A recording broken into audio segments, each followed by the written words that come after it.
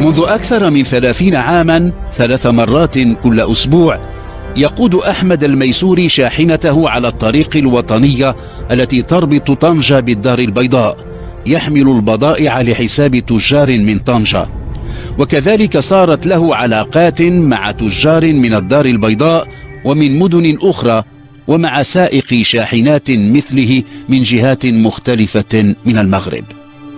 وقد اعتاد صاحبنا على التوقف في محطات معلومة لديه ليأخذ قسطا من الراحة أو ليتناول طعامه، وكان في أغلب الأحيان يسافر وحيدا، إلا أن يطلب منه أحدهم أن يصحبه معه إلى الرباط لقضاء مآرب له هناك. لم يكن فجر 10 من مايو من العام 12 و2000 مختلفا.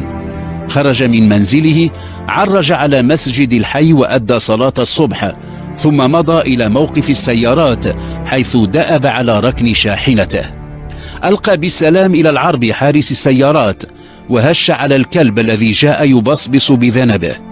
صعد إلى المقصورة وجلس خلف المقود دون أن يقفل الباب. أدار المحرك ثم نزل يمسح الواقية الزجاجية من الندى الذي كساها. دوران المحرك يتسارع. بالنسبة لأحمد الميسوري ينبغي أن يكون التسخين كاملا. اقترب من الكوخ الذي يحتبي به الحارس ودفع إليه أجر تلك الليلة. كان الحارس قد أعد براد شاي، قدم له كأسا، تسلمه شاكرا، ومن جيب معطفه أخرج علبة سجائر وقدمها للحارس. تبادل الحديث حول حالة الجو وحول أمور أخرى يعلمان يقينا أنها ليست ذات أهمية. الأسرار والأمور الخاصة يحتفظ بها كل واحد لنفسه. كانت الشاحنة محملة بمتلاشيات من الحديد. على أحمد الميسوري أن يفرغها في مستودع بالدار البيضاء قبل 3 بعد الزوال، ليتوجه بعد ذلك إلى درب عمر ليحمل طرودا لتجار في طنجة. ودع الحارس العربي، تسلق إلى مقصورة الشاحنة وانطلق.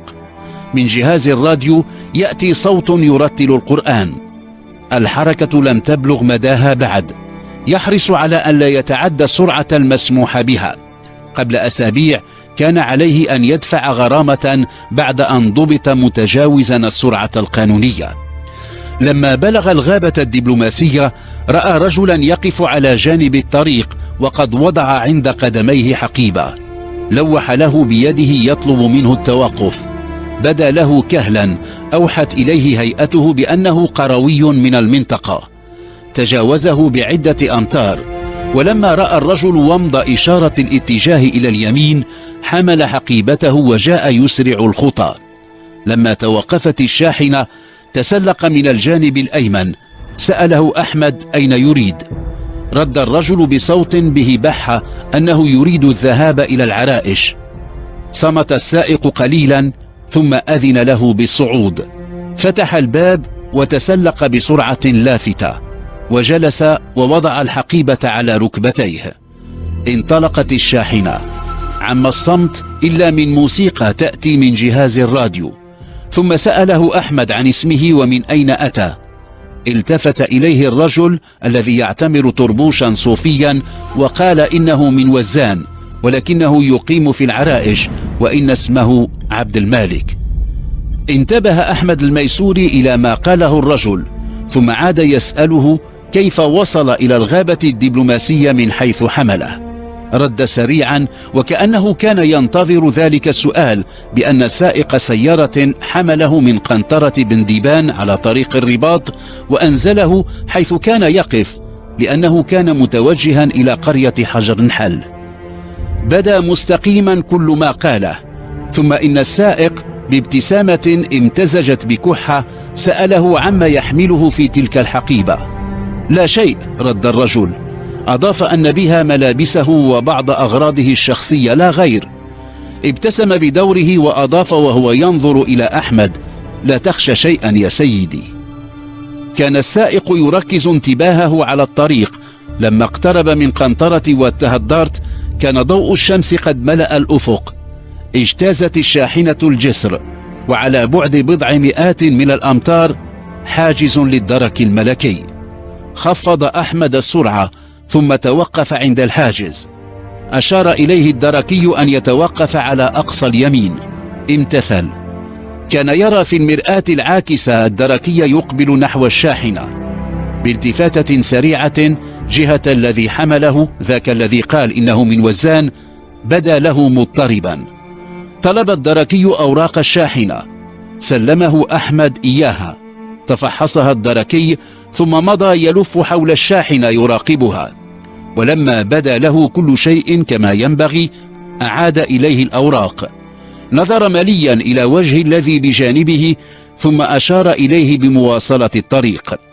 مرة أخرى نظر أحمد جهة الرجل الذي برفقته، بدا له وكأنه تنفس الصعداء. لما بلغت سرعة الشاحنة مداها ألقى أحمد بما كان يدور في ذهنه: لاحظت أنك كنت خائفا لما استوقفنا رجال الدرك. وليخفف من وقع كلامه ذاك أطلق ضحكة أعقبتها كحة. ضحك الذي بجانبه، ولكن أحمد كان موقنا بأن ضحكته تلك كانت ضحكة ظاهرة ربما تخفي الكثير. سمع وسوسة تأتي من أعماقه تعاتبه على حمله هذا الرجل. عدا تلك الضحكة لم يرد عبد المالك على ما قاله أحمد. عاد يسأله: ألم تكن خائفا؟ لا، مما تريدني أن أخاف. حاول أن يرسل ضحكة جديدة ولكنه لم يقوى على ذلك، وأيقن أحمد أن الرجل يخفي شيئا ما. تساءل عما إذا كان قد ورط نفسه في أمر لا يعنيه. لا زال يضع الحقيبة على ركبتيه، وفي ذلك ما يقوي شكوكه. لو يعرف حقا ما في داخل تلك الحقيبة، لو يعلم. الشاحنة تقترب من أصيلة، محركها يصدر صوتا يساير سرعتها. ما يريده أحمد الميسوري حقا أن يعرف، وبعد ذلك أن يتصرف. وحتى لا يثير انتباه الرجل عبد المالك الذي قال إنه من وزان، سأله عن الزيت وعن الزيتون. ابتسم الرجل وقال إنه لم يذهب إلى وزان منذ عدة أعوام لأن انشغالاته في العرائش كثيرة. لم يذكر شيئا عن انشغالاته تلك، ولذلك سأله أحمد عن عمله، ودرءا لكل أسئلة أخرى فيما يبدو قال إنه سمسار. صمت قليلا وأضاف: إذا أردت عقارا في العرائش أو في نواحيها فأنا على استعداد لمساعدتك. لا شكرا. تجاوزت الشاحنة دراجة نارية للدرك الملكي، ثم ثانية. عادت أعراض الاضطراب تظهر على الرجل. تجاوزت الشاحنة حاجزا للشرطة في مدخل مدينة أصيلة وواصلت طريقها. أصيلة لم تستيقظ بالكامل بعد. فاجأ الرجل أحمد إذ قال إنه ربما كان أفضل له أن ينزل في أصيلة. لا تقلق، سأبلغك إلى وجهتك في العرائش. صمت الرجل. الشاحنة تبتعد شيئا فشيئا عن أصيلة. ثم نقطة مراقبة للدرك. على السائق أن يتمهل. بدأ يخفض سرعته.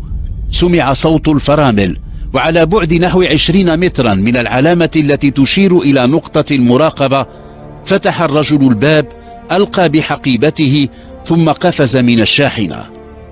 كان ما قام به مفاجئا لأحمد. تبين له أن الرجل لم يكن نقي السريرة.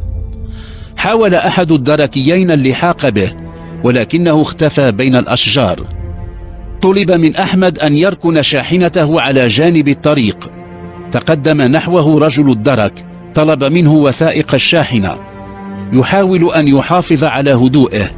لما سئل عن الرجل أجاب بأنه استوقفه عند الغابة الدبلوماسية فحمله.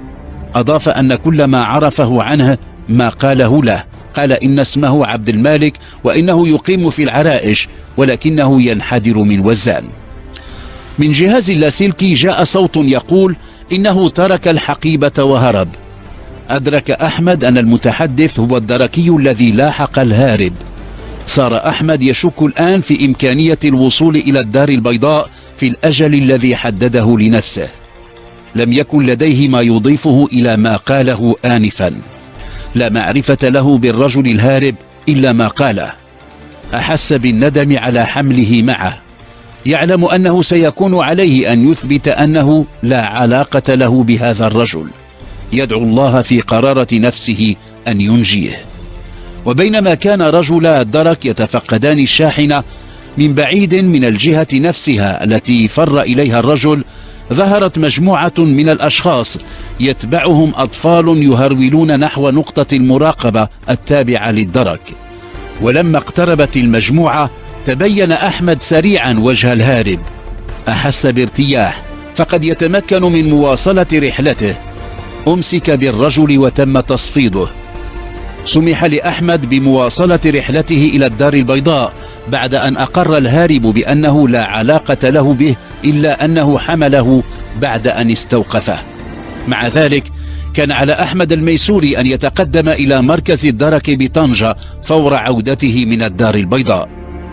أفرغ حمولته وقد وصل متأخرا ب3 ساعات. نظف الشاحنة وحملها بالطرود الخاصة بتجار طنجة وقفل عائدا. وصل في حدود 1:30 صباحا. في موقف السيارات حيث يركن شاحنته حكى للعرب ما جرى. لم يذهب إلى منزله. بعد ساعات 3 مضى ينزل البضاعة التي جاء بها من الدار البيضاء في وجهاتها. وفي حدود 9:30 توجه إلى قيادة الدرك وأدلى بإفادته. علم لاحقا أن الرجل الذي حمله معه من جانب الطريق عند الغابة الدبلوماسية كان يحمل في حقيبته تلك 10 كيلوغرامات من مخدر الشيرة ومبلغا ماليا يزيد على 700,000 درهم. لم يكن اسمه عبد المالك كما زعم، ولم يكن يقيم في العرائش ولا هو ينحدر من وزان. اسمه الحقيقي بشت الحرارني، يسكن تونات، وكان مبحوثا عنه في قضايا تهريب وترويج المخدرات.